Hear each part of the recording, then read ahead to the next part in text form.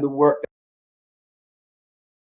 that he's dealing with some work in his constituency. So we'll forgive him for today, and I'll fill in for the next 45 minutes or so as you join us here on the lunch break show. Of course, this weekend, the APNU-AFC parliamentarians, the MPs, they were on a parliamentary outreach in the Monument of Linden in Region 10, so to speak, not only in the heart of the town, but they were on the outskirts in Comaka, in Aichuni, a number of parts of Linden, Region 10, sorry, and they were, of course, meeting with the persons. They're meeting with the community members. They were distributing hampers. They were taking the information and the concerns of those persons who are in the community. Of course, Region 10 is a stronghold of the APNU AFC, and we would have listened keenly to the concerns of those persons in our stronghold and in our base, so to speak. We'll be discussing that outreach. We have, of course, some pictures, and we have some MPs that will be joining us, notably Mr. Devin Sears, who is the regional MP, region number 10. And of course, we also have joining us from region 5, who was also on the trip, Mr. Vince Roy Jordan, MP. We are going to be delving into a number of issues concerning region number 10. What are the major issues? What did the residents say? What the members of the community, the concerns they express, and what is the way forward as we look at this most important region in Guyana, especially when it comes to the APNU AFC and the work that we'll be looking to do over the next couple of years, and then, of course, eventually when we are back in power. So without any further ado, let me bring in the two MPs. We want to welcome Devin Sears from region number 10. Devin, good afternoon. How are you? I'm pretty good, Randy. I trust all is well with you. Happy Monday. We've had an Yes. incredible weekend, and Yeah. everybody's fired up and ready to go back into work. Yes, Stephen. And as we just jump right in and let the people know what happened this weekend. I know coming off of the People's Parliament at Stabroek, the APNU AFC hit the road and went to your home region. What transpired this weekend? Well, going back to the People's Parliament that we had, all the MPs was rallied up. All who was, of course, without them who were sleeping and so on. But we became part of the People's Parliament, and then straight my hometown, Linden and Region 10. So throughout the last Saturday, we visited several areas, like we were hoping to go to other areas, but I mean resources and everything kind of stuff that can happen. But it's not that we got to go to those areas along the strip in 47 and Great Falls, all the way to we're going to touch all those places, but just not about it last Saturday. But let me just say, our support base in Region 10, they have regained confidence, they're ready to work, and they've been saying to us, look, we know you all took long to come, and you all came, listening to our concerns, and we got them. So that's what happened. Also, we shared out some numbers, some shut-ins, some courses. Or the individuals department, fantastic job ensuring he won the election fair and square. Cheated.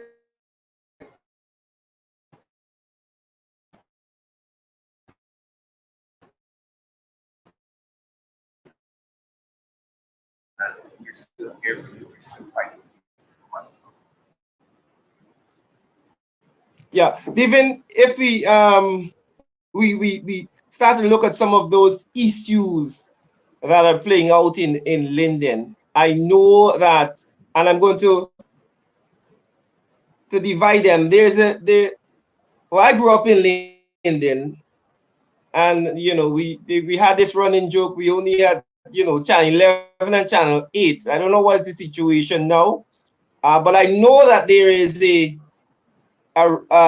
radio station in Linden that was given over to the people of Linden. I heard recently that there are some concerns that this is not you're not being allowed to use it as you should, to let the people of Linden and Florida feel know what is happening, and whether or not there is some sort of monopolization on the part of the government and NCN. Um, can you shed any light on whether or not this radio station will be able to access by the people of Linden and to be used for the work? Well, coming up to 2012, when we had that rising electricity tariff protest, whereby we lost 3 of our. Um, One of the pressing issues was with the television station being back to the networks um, for the people of fighting arrangement. Uh, what ended up happening under our administration, we allowed that process to start, which channel first back and fall on the broadcast network LBN. But Yeah. subsequently, when this new government came in, they somewhat stalled that process of competition. And that clearly says to us that uh, they are trying to silence the people and by extension, silencing the 18 plus years. Let me use a quick scenario what happened. Just last week, we wanted to host a live program on the television, and we were told, yes, you can. However, it needs to be pre-recorded, sent to Georgia for approval, and then they will see whether or not you should work. So we had to. Sorry about that. Yes. So now we have to go to alternative means of spreading our messaging. And even when it comes to the radio station, which is privately owned 1.3, the same sort of thing, the same sort of restriction is here, whereby they're saying to us that look, when you come out here, you can't talk about politics. Don't criticize the other side. But we're politicians. We represent the people, and we want that message to go out here. So from both fronts, it seems as if there's someone at the top that is pulling strings and trying to restrict the 18 plus years getting its message. So, what will be done in the future? I know that the license belongs to the people of Linden. I am hoping that plans are in place to ensure that that radio station can be used um, by the people of Linden. What are the next steps? Well, just tomorrow we're going to be having some meetings. The chairman of the region, and this is how we had set it. Um, the people of Region 10 elect their representative, and by right, those representatives, whether it be the chairman, the mayor, the MP, and several other stakeholders, are part of that board. And that is by an elected position rather than an individual. So let's say tomorrow uh, Darren Adams is no longer the chairman. Whoever the next chairman is will be the chair of that LPN board. So right now we are meeting very soon and trying to engage forward in ensuring that we regain control of the television station in the regions of the. Okay.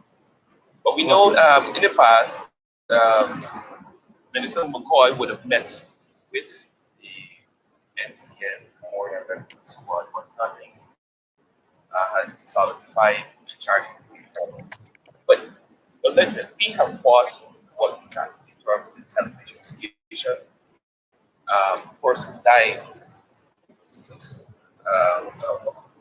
of government that did not care about it. So now, at this stage, we have to meet them. Life is lost. We fought for that. We know, Randy, I can say this here. We see this control freakism all over the country. We have set up radio stations all across the land. And now the PPP either fired or to be employed at the radio stations, or it's using that as a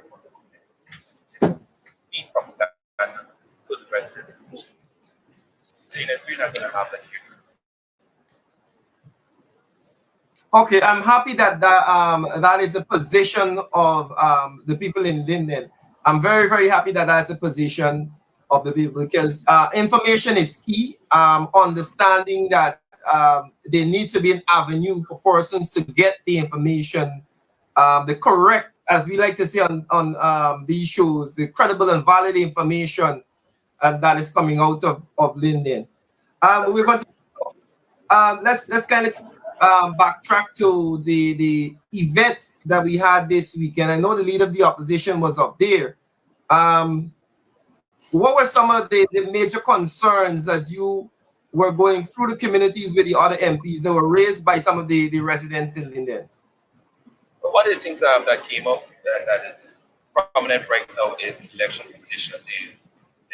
Our support base were concerned as if we win it or not, right? And basically, we assured our supporters that we are going to win this petition. We are going to take it as far as possible, even petition 99, we'll take it as far as possible.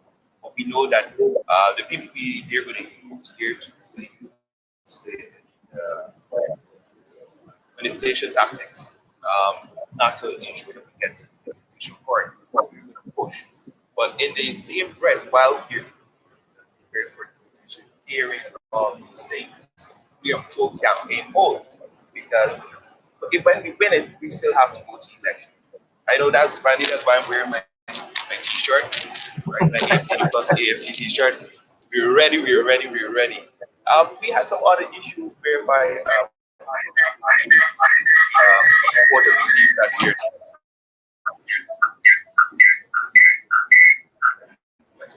Apologies. Yeah. Continue, Yes, continue. yeah, our supporters believe that their interests are not being represented by the government. We expect that. Because for 23 years, the administration did not do any transformative projects in under the 8 plus years, 5 years. There are dozens upon dozens of projects we have embarked on that not only employment, but have really transformed the lives of people. Like take for instance, we have taken several schools to teachers student accommodation, money, and the process. We decided to build for private school.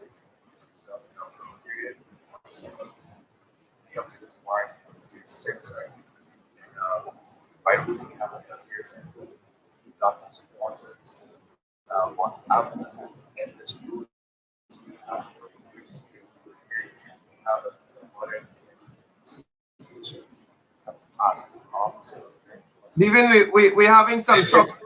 We're having some difficulty hearing you properly. I think some of the Is persons this better? Yes, you probably need to hold that microphone a little closer. Oh, okay. So I'm saying, within the 5 years that we've been in there, we have had many transformative projects, and I began to list some of them. But just continuing, we established a passport office here. We built a women's shelter for abused and battered women. We even moved to Hanigo, the television station, to work towards we took a guest house, we modernized. We have updated the municipal market, and there are dozens of other projects that we're creating. Even when it comes to the long-standing Wisdom Mackenzie Bridge, we started the feasibility study for that. Also, the Linden Suicide Highway, and even secured funding for the Linden Left Road. So when persons say to us that, look, the APNUAFC government did nothing within the 5 years. I'm saying we did a lot, right? We did a lot, and we intend to do more when we get back into government. Okay. Good. I know that the regional chair recently would have been trying to identify a number of, or identifying on social media, a number of those transformative projects that were done not only in Region 10, but across Guyana under the AP and UFC. I want to bring in now Mr. Vince Roy Jordan. I know he's still with us. MP Vince Roy, who was also on that trip. Vince Roy, good afternoon.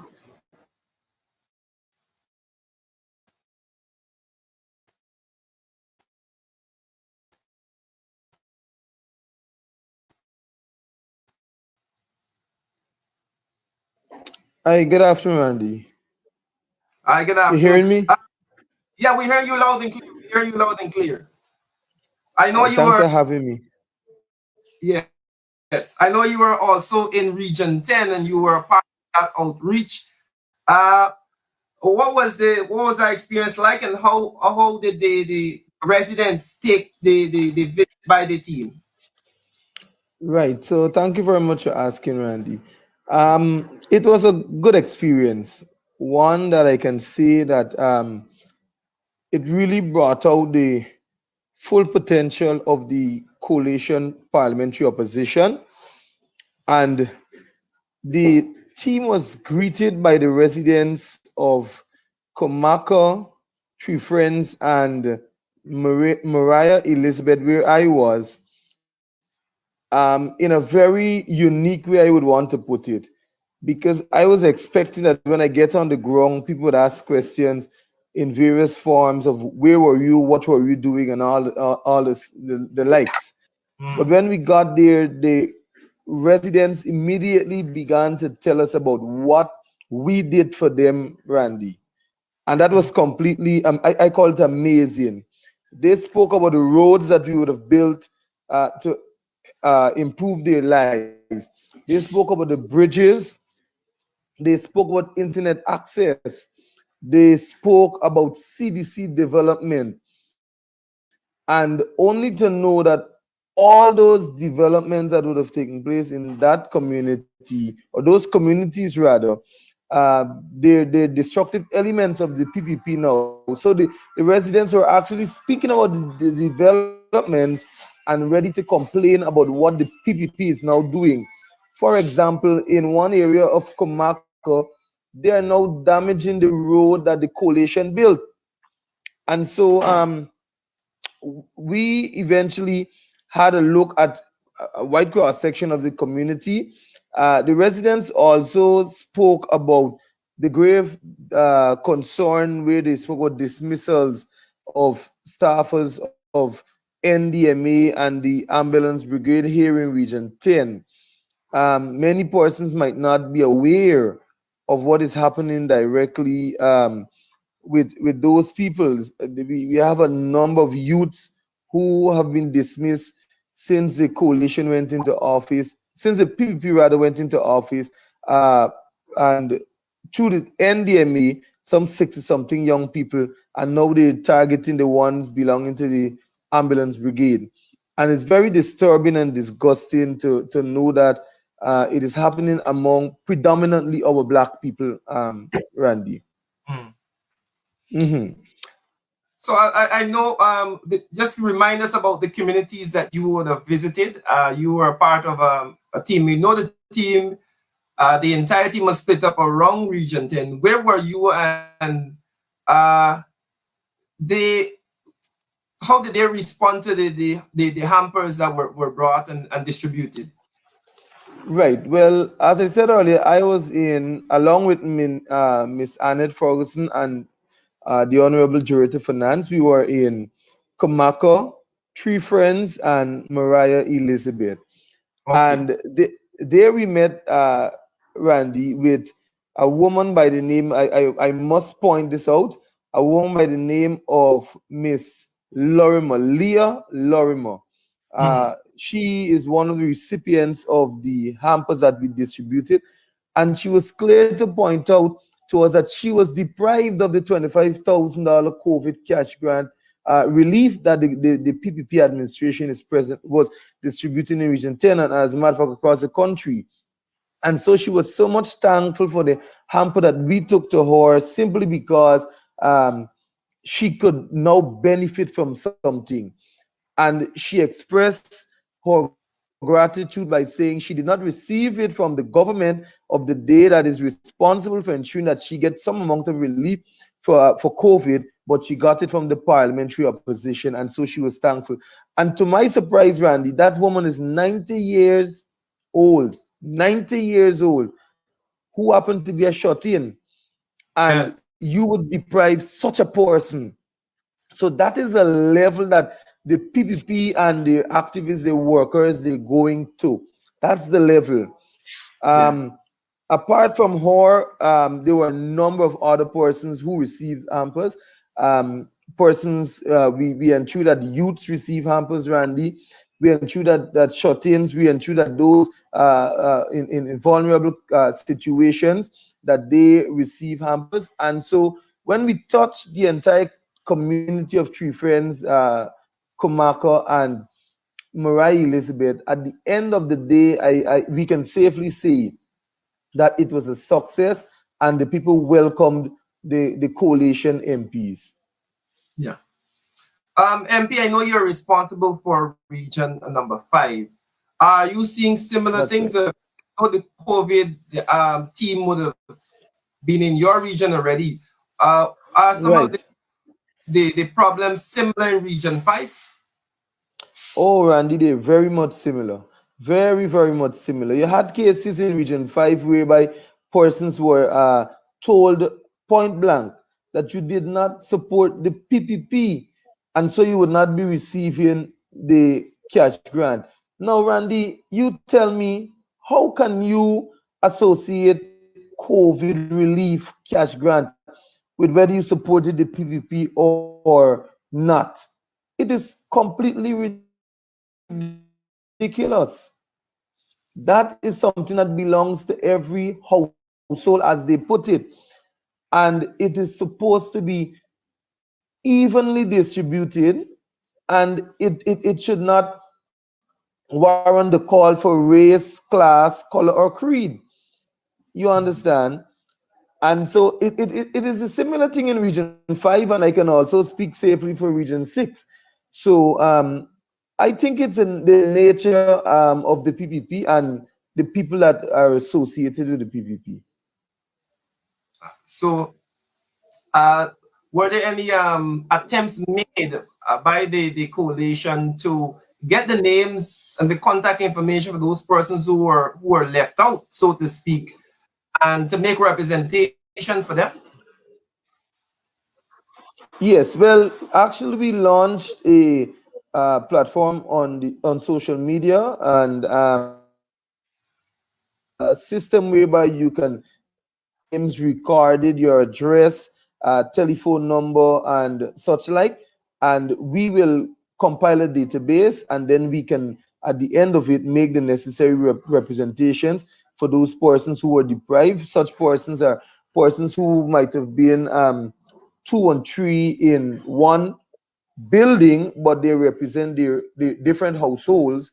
And then you have persons who are tenants, who they, in those cases, only the landlord would have received, and the others were not recipients. You had cases where persons were completely marginalized by the PPP. They were passed.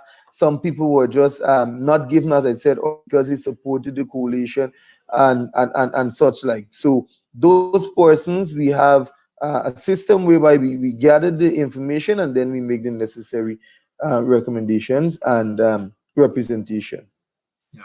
I know we've been commenting a number of weeks now on the ad hoc nature which this COVID grant has been distributed, and it seems as though persons on the ground, those supervisors of the distribution on the ground, they're acting with impunity. They don't seem to have to report on anything. So if they want to give a house 3 sets of money, they want to give places that we know that people don't live in the home, but somebody's just posing there and they know this. We're hearing cases of persons who are being asked, "Look, I can give you a next one, but you got to give me back 5,000 or something like that." Uh, these cases have been reported. Right, right. Are you seeing similar things up there? Well, yes, Randy. And the thing about it, I have had experiences with similar cases. One whereby persons were um, told to be present at particular locations so as to receive the monies when we know fully well that the persons actually do not reside there. But look at the backlash, Randy. When they finish collecting that money, they had to then go and distribute among the supervisors and the field workers. So Yes, I am still waiting and trying to understand the audit system that the fraudulent president is speaking about that they're going to use, and what form of accountability are they using yeah, to account for the monies that they are distributing during this COVID distribution. Firstly, yeah. I want to say, Randy, how can you begin to distribute monies across a region when you have not even done a census to understand how many households are first and foremost in the region? Then, when you go out on a daily basis, you just take monies by envelopes and you walk and you distribute. You should have an understanding that, look, I'm gonna go into, let's take Linden for example. I'm gonna go into Blueberry Hill today, and Blueberry Hill has 100 households, so I'm gonna walk with 100 envelopes. It didn't work that way during the distribution, Randy. They took Yeah. envelopes by the numbers and they just catered for large amounts and said that we're going to distribute. So, be it that they distributed to trees or animals, it was distributed and the money went. So, Yeah. I am still awaiting the procedure, the process that they're going to use to actually audit and give account for the monies that were approved and spent by this fraudulent administration. Well, that is when the chickens are going to come home to roost, because it seems as though Hmm. we would have been saying there's no sort of accountability. These people don't have to give account because None. there are reports of persons going back to the same street that they went there and asking the residents, "Oh, we pass here already." It's as if Hmm. Yes. yeah. Yes. And you see, that is the thing. When we try to give them ideas or for them to understand the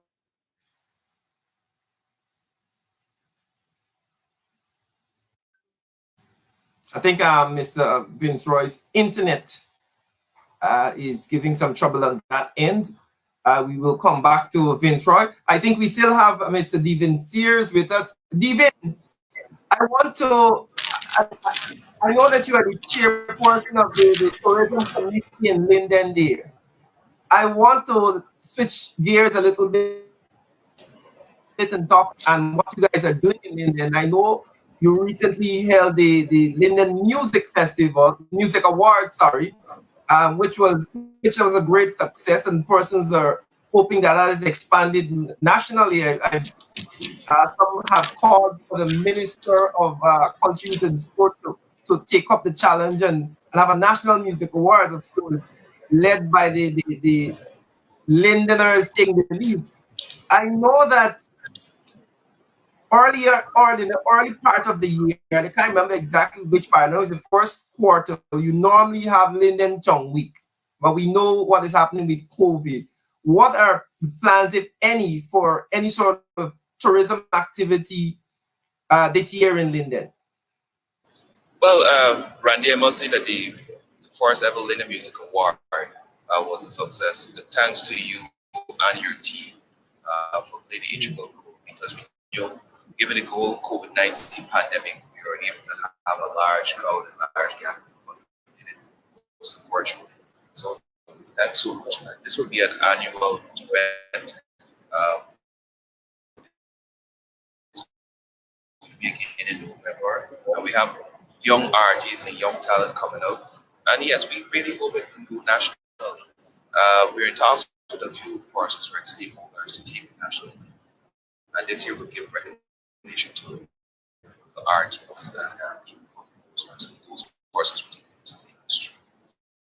For this year, Linden Town Week will have to be done virtually. There will be no event based on the information that I got from working with the mayor and the deputy mayor also alongside who's the head of the social development. The events will be virtual, everything is spelling B.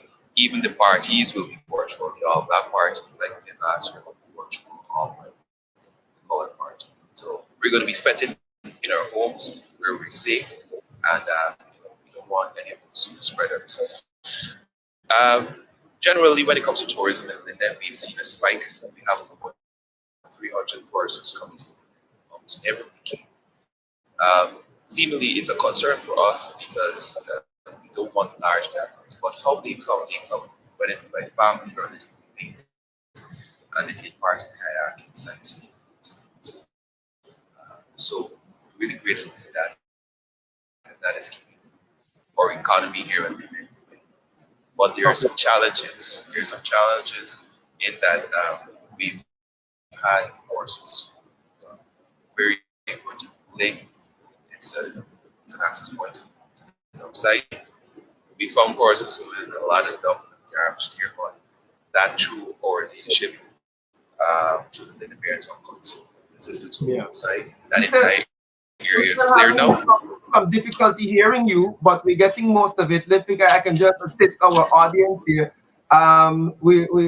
You're saying that the Linden Town Week is going to be a virtual affair. Yes, All the activities are going to be done virtually. You're going to be broadcasting on the internet and on yes. television too. Well, we're going to try with the television part, and I mean everything comes at a cost, but we're going to try that. But right now, we are going to be going everything via Facebook. So that's the format it will take this year. And we encourage all Lindeners and Guyanese across the world to be a part of this mega social media event called Linden Town. Okay. All right. Thank you very much for that. I want to ask you one controversial question before we go. um, we note that a particular Lindener, a famous Lindener, has been sort of earmarked for the director of sport position, Mr. Mohammed. And Kashif and Shanghai made famous for sports through that football competition. What is the general um, feeling, Linden, concerning that individual, and is there a support for that individual as the director of sport? I'll just put you on I'll put you on the spot a little bit. I know. No, actually, it's not on the spot. The feeling is this: Kashima and Shanghai really transformed football in Guyana, hands down. They've taken it to a different level over the years. Also, they started their franchise right here in Linden at the Mackenzie Sports Club ground. But what Lindeners were mainly upset about is that instead of building it from here, let it remain here because this was a perfect economic opportunity. Year-end football was the thing. Persons from Borby says people all over the Caribbean used to come to Linden, and that is how persons used to make a little money and get a little hustle and be good about that. But when they took it away, they took away that economic spike that we expect year end from Linden to Georgetown, and that angered Lindeners the most. Now, what we see playing out recently is them putting a plan to rehabilitate Kansas Sports Club ground. Mind you, me and my team, the regional chairman, vice chair, the mayor, deputy mayor, and even member of Parliament Figueroa, we're not against development, right? But what we're saying is that don't just come and shove a proposed plan down the Linden Town Londoners' throat and say you have to accept it. We're not sure of Mr. Mohammed Kashi's position in the Ministry of Culture to Sport. As far as we know, he has not been confirmed as the director of sport. But here he is making proposals and saying this is what we're going to do and get done with the Mackenzie Sports Program.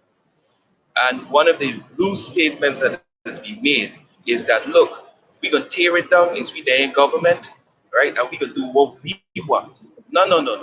That don't work here in Linden.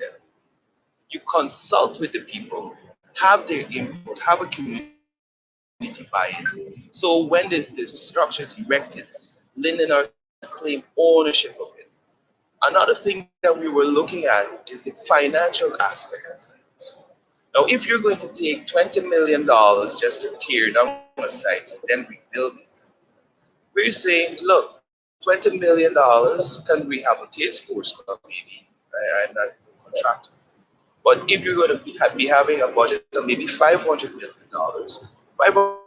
$500 million can be broken down into several phases and repair other sports facilities and maybe even have indoor museums, sports gymnasiums, and these kind of things. Or find a spot, maybe in Amelia's ward, which is the largest housing scheme in the Caribbean, right? And is booming right now economically. Find a spot there which can accommodate all sports, whether it be football, cricket, basketball, lawn, tennis, have a Olympic sized pool, and several other things. And these things can only come out of the consultation. And that is what we're not accepting. Don't come and shove things down in people's throat. We have never had it done before. We don't have the intent to have it done now. But we welcome development, but development with consultation. With regards to Kashif Mohammed, if he is placed in that position as director of sport, we hope that he represents Linden and Region 10. Because as you know, there is any sports discipline, that is what we dominate in. And we want also to see the completion of that synthetic track this year. We don't want to wait till next year when we get back into government. The project has already started, and we want that the synthetic track done as well. All right. Well, I thank you for your comments on that, and I note, though you are new to Parliament, you maneuver that question quite skillfully, like a seasoned politician. Thank you very much. Randy, I know time is going, but I want to just touch on a few things really Yeah, quickly. go ahead. This has to do with the firing of those 21 NDA entry workers, which are all young people. What we try to do is to digitalize how Guyana functions, and those data entry clerks were essentially moving Guyana into a digital age. And when we saw the termination letter of those 21 young persons in Linden, it really hurt our hearts because these are young people who went through a series of training through the former First Lady Sandra Granger, as well as Ministry of Telecommunications and so on. And they have really put in their time and their effort and their energy. And I'm saying to this government, the PPP, that you had promised 50,000 jobs. 50,000 jobs you promised people. And you're still firing more. So now we have almost 2,000 persons within the public sector fired. And we cannot lay back and accept this. And Vince Roy mentioned earlier about the fruits of the ambulance brigade. Yes, listen, John's ambulance brigade, it's a private entity contracted by the hospital complex, but they have families to go home and feed. They have children to look after and try the best with the little money that they get with the month to make ends meet. And these are men and women you were basically punishing because of political points of view. I'm not sure what the end plan is, Randy, when it comes to what this government is really doing. It really hurts my heart to see that, and I just had to mention that. The other thing, what we recognize too in Region 10 is that under the APNU AFC government, we said that some of the contracts will go to small contractors. And we're not seeing that happen. Majority of the major contractors are out of Linden. They're coming in here, they're bringing their workforce. They're not employing persons from Linden, whether it is to patch a road or build a school. They're bringing their people from along the coast and West Dem or wherever they're coming from. How are we talking about providing jobs to people when our own people are being ignored when it comes to employment? I'm saying these things are very, very unacceptable. Linden and Region 10 is a harmonious place.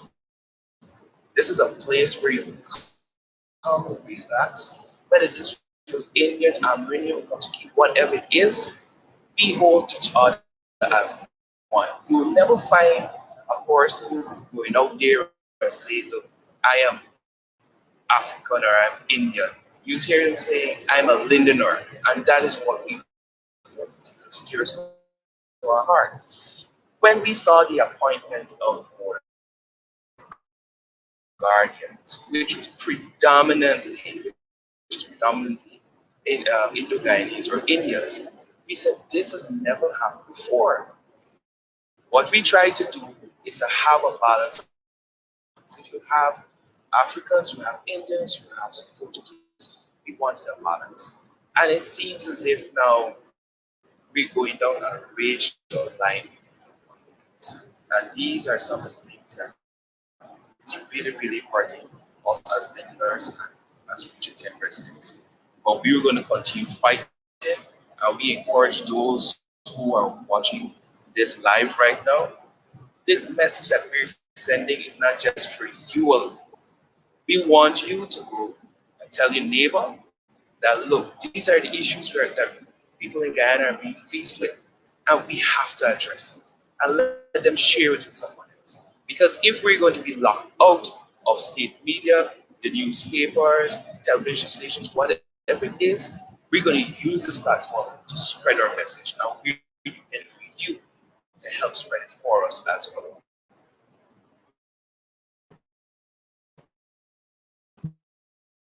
Yeah.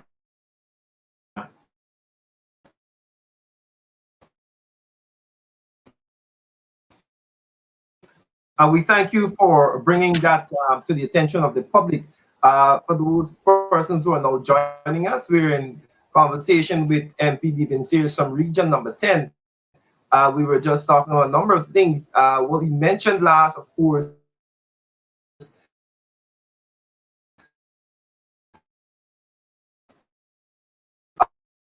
the firing of those data entry persons, those persons from the NDMA, over 100 young people would have been sent home in the midst of a pandemic. This heartless administration continues to send persons to the breadline, and of course, a number of other issues there in Linden that we'll be continuing to discuss later.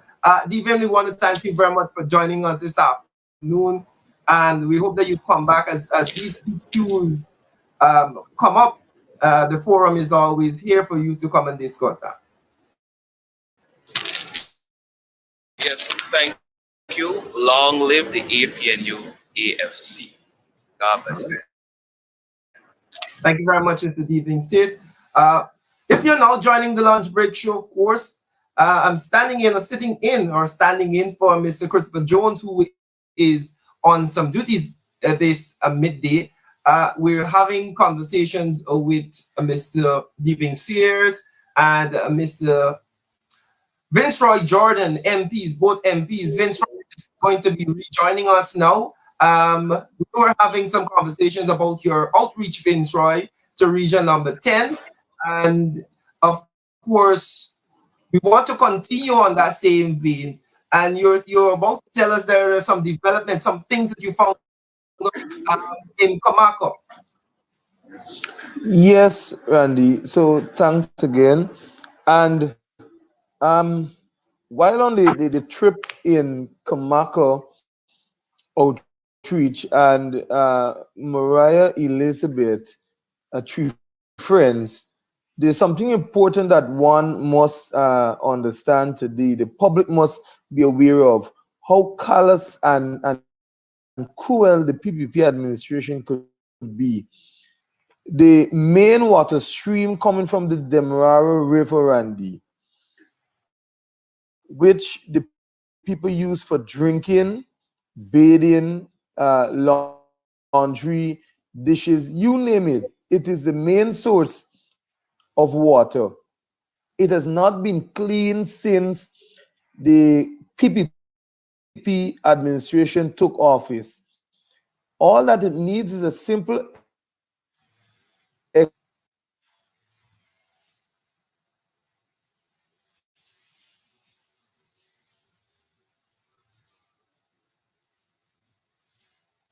Mrs. Though we're again having some problems with Mr. Jordan's feed there.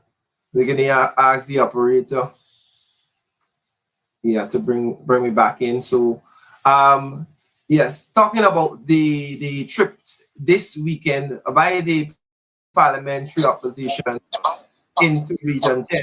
You're back now, sir. Yes, sir. I'm back in, and then it's the internet speaks of the government that is in office of the day. So um, I'm gonna continue. Yes. Go ahead. Wow, the internet is going crazy at the moment. Probably they know that I'm about to reveal something important, but the people of Kamaka, they're suffering to have some amount of clean water, Randy. They Yeah. are using the water that is presently polluted by the miners up more up the river, and they're now down on the lower part, and the water is completely dirty. It is murky. It has heavy substances within it when it comes through the taps, and so the residents there are suffering tremendously. But what is most alarming is that in Tree Friends area there is a malaria outbreak where over 450 persons have been affected by this malaria outbreak in Tree Friends, and it is all because of the polluted water and the environment. The people are now worried as to what is the next move. But lo and behold, the PPP activists on the ground, when they visited Randy, you getting me clear? Mm-hmm. Are you getting me clear, Randy? When they Oh, yes. visited, when they visited the area, they distributed bed nets, and this is very uh, I don't have words to describe them, Randy. Shameful. They went about to distribute bed nets, and they used the PPP voting list to distribute bed nets, Randy. Wow. It was chief by one Dexter Harding, a PPP RDC councillor.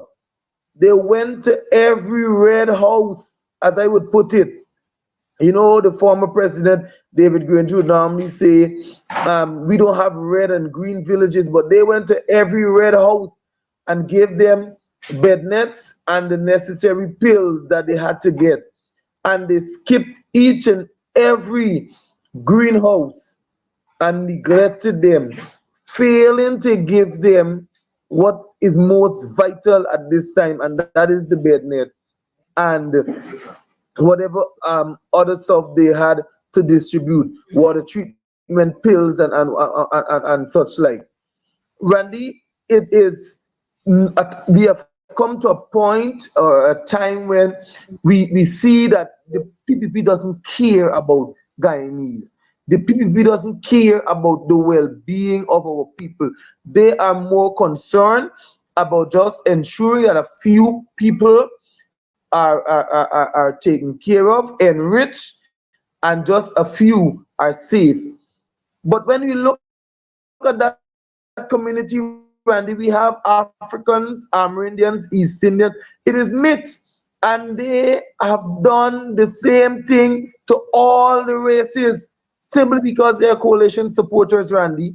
And so I want the public to know that a little village in Region 10 by the name of Mariah Elizabeth and three friends, two little villages. There are people suffering, hundreds of people suffering from malaria, and the PPP has not yet sent one emergency medical outreach team to that community.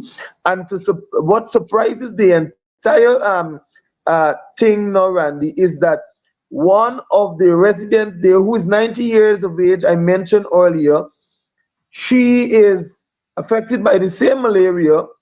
Her granddaughter, who is a medical, what you call them, community worker at the health center, she refuses to go and attend to her grandmother. And that is the granddaughter. And Miss Lorimer, Leah Lorimer gave me permission to mention this publicly. The granddaughter of Leah Lorimer, who is the community health worker at the health center there in Three Friends, refused to go and give her grandmother medical attention simply because her grandmother supports the APNUAFC. And if you look on the screen, that's the same woman that is sitting there. They refuse to give her medical attention and do basic checks such as her blood sugar and pressure and such like. And that is the level that the PPP has taken this country to, Randy. That Yeah. is the level that we're at today. Yeah. And this is why these outreaches into the various communities are very important so we get a sense of what is happening, what the people are going through, and what this fraudulent administration is up to. I want to shift gears a little bit before we close off, MP, and talk about what is happening in your region. Uh, what given Yes, the sir. given the COVID, and I know your region is a big agricultural region, region number 5. Given COVID-19, how has the region dealt with that, and what are the economic prospects in the next couple of months throughout this year as we are continuing to deal with COVID? Well, Randy, I can say, firstly, let me deal with how they would have dealt with COVID. If you recall, Randy, for the first part or the latter part of 2019, 2020, sorry, Region 5 hadn't not one COVID-19 case. I don't know if you can recall that. Yes. And after the PPP administration would have fraudulently been installed into office, and the reckless behavior of the persons who were placed to manage Region 5, we now have close to 300 cases. And Randy, to speak about economic prospects, as we speak, there are persons who, rice farmers, who cannot go back to their fields simply because of the failure of MMA, ADA, and NDIA. There are rice farmers who are find it very hard to have water to their crops because of MMA. Randy, there are persons who are being treated in unfair manner by the MMA when it comes to acquisition of their lands.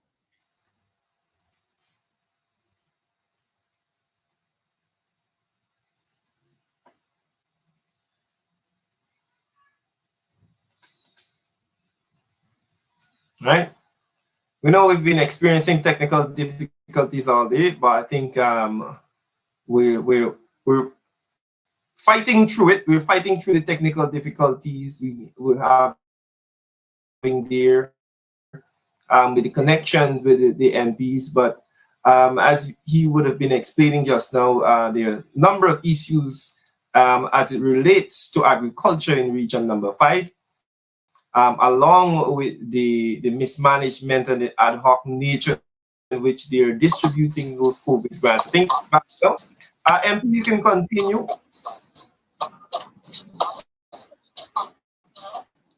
Yes, Randy. So I was telling you about the MMA ADA, where we would have distributed a number of leases to farmers across Region 5, and so that they can get to the fields and so on, have their crops planted and then reap. And to date, Randy, some of them are being deprived of some of the basic amenities that they need, Randy, simply because we have the PPP has politicized MMA from what it was supposed to be. The PPP, they're now using through one Mr. Zayk MMA to do all their dirty works, all their political works. I want to speak about economics from the regional level, Randy. We would have employed over 30 young men, inclusive of women, sorry, to work on what we call a model farm in Region 5. We have a portion of land and in the area of Narstigai, and upon the arrival of the PPP administration into office, they dismissed the entire batch of 30 young people, and they took away the farmlands from those people, took it away from the arms of the RDC, and that was done by the Honorable Anil Nandalal, and said that they're giving it back to the people who they think that it rightfully belongs to.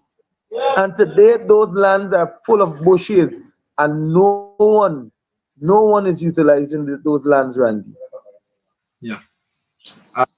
And again, we see this lack of planning and preparation on the part of the community. So, Mr.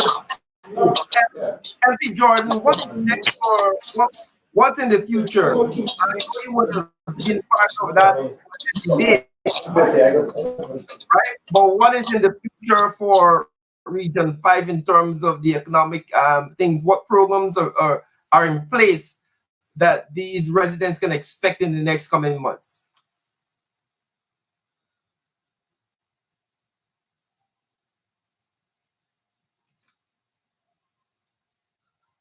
You there, sir?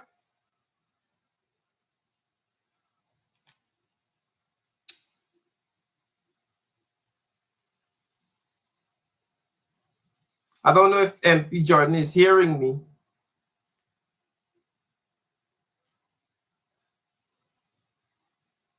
Check your microphone.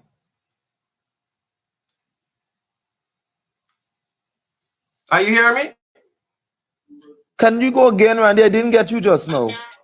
Okay, no problem. I'm asking Sorry you about that. the plans and programs in place. I know we came out of budget debate recently, but the plans and programs in place for region number 5. So what can the constituents of region number 5 expect in terms of economic movement in the region? Right, Randy. Well, coming out of the emergency budget, if you're about there isn't much that the people of Region 5 can actually look forward to. Save and except I heard about some training, Randy, and trainings, I want to say this clearly, none of them has taken effect to date. None, not one in Region 5. The others would have included works under the Regional Democratic Council. And as I look around, those works are moving apace. And I must say apace in the PPP communities. So works are being done, but they're done primarily in the communities that are heavily supported by the PPP, the person supporting the PPP. Okay, okay, that's understandable. Well, let me thank you, Jordan, for your time today and the work that you guys have been doing in the various outreaches. I know that next weekend will be some other community you will be in. Let me thank you for being a part of the lunch break. I was about to say the afternoon rush, the lunch break show, filling in, of course, for Christopher Jones. Enjoy the rest of your day. Continue to do the good work. Yes, Randy. Thank you very much. You do enjoy too. Yes. All right. Those persons who joined us late, thank you very much. Those persons in diaspora, those persons in the region, right here in Guyana, we've always been a part of this APNU AFC TV on this Facebook page. Those persons on the YouTube who joining us on YouTube, remember, we're continuing to bring you the credible and valid information. We were in conversation this midday with MP Devin Sears from Region 10, MP Vince Roy Jordan from Region number 5, and get everybody's name correctly so that you talking about a number of issues, including the outreach that we had in Region 10 over the weekend, as the opposition continues to reach to the people, continues to highlight all of the ills of the PPP de facto regime. My name is Randolph Critchlow, filling in for Christopher Jones this minute. We want to thank you for being a part of this. Do join us tomorrow at 12 as we continue bringing you the credible and valid information. Thank you very much for joining us.